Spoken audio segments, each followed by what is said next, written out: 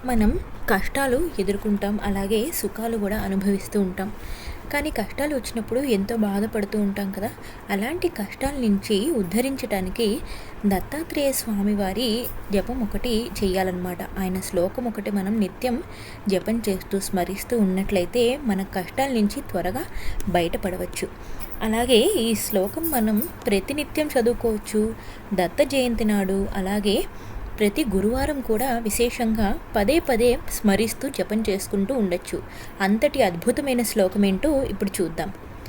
అనసూయ త్రిసంభూతో దత్తాత్రేయో దిగంబరః స్మతృగామి స్వభక్తానాం ఉద్ధర్త భవ సంకటాత్.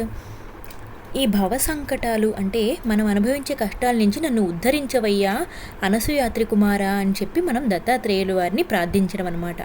శ్రీమాత్రే నమః. జయ గురుదత్త.